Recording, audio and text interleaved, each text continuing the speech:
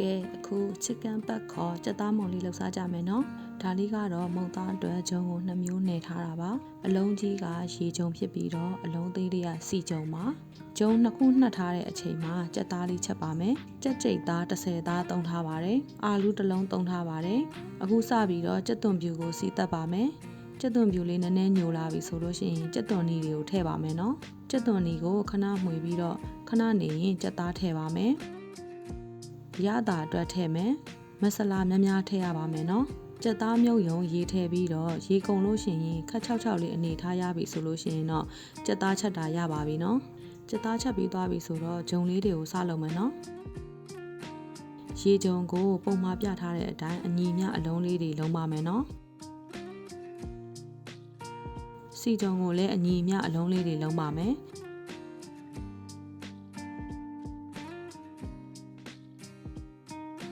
ပြီးရင်ရေဂျုံပြားပြီးတော့စီဂျုံလုံးလေးထည့်ပြီးပိတ်ပါမယ်နော်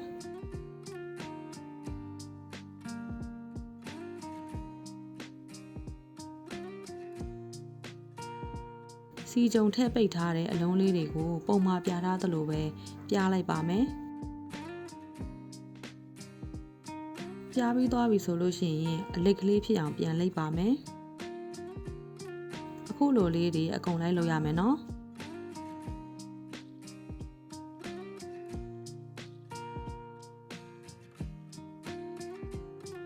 ဆက်ပြီးတော့လိပ်ထားတဲ့အလိပ်ရှည်လေးတွေကိုအရှည်လိုက်လေးပုံအားပြထားတဲ့အတိုင်းပြန်လှိမ့်ပြီးတော့ပြန်ပြီးပြားပါမယ်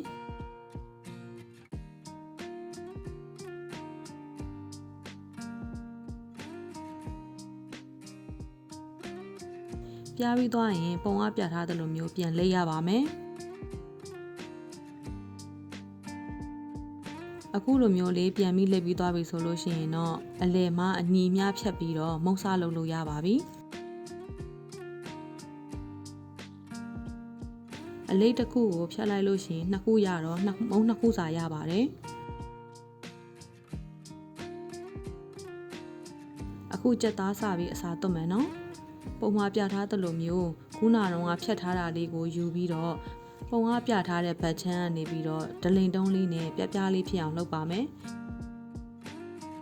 ပြားပြီးသွားပြီဆိုလို့ရှိရင်တော့ခုနကချက်ထားတဲ့ကြက်သားလေးတွေကိုအစင်ပြေသလောက်ထည့်ပါမယ်နော်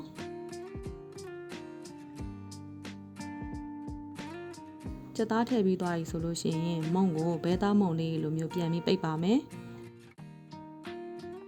အကုန်ပိတ်ပြီးသွားပြီဆိုလို့ရှိရင်တော့စီများများနဲ့မီအေးအေးလေးကြော်ပါမယ်နော်သူကစီဂျုံရောရေဂျုံရောပါတဲ့အတွက်ကြောင့်မို့လို့မီအေးအေးလေးနဲ့ကြော်မှအတွင်းသားတွေပါအကျက်ညီမှာပါနော်စိတ်ရှည်ရှည်နဲ့မုံလေးတွေကိုဟိုဘက်ဒီဘက်လေးလှန်ပြီးကြော်ပေးပါမယ်နော်ကဲအခုဆိုလို့ရှိရင်တော့အရသာရှိတဲ့ကြက်သားမုံလေးရပါပြီကြက်သားနေရာမှာပဲယိုတို့ဝက်သားဘဲသားကြက်ရထည့်သွင်းလို့ရပါတယ်အိမ်မှာမိသားစုတွေအရသာရှိရှိနဲ့တတ်တန့်ရှင်းရှင်းလှုပ်ရှားကြည့်ကြပါနော်အဆုံးထိကြည့်ပေးလို့အားလုံးပဲကျေးဇူးတင်ပါတယ်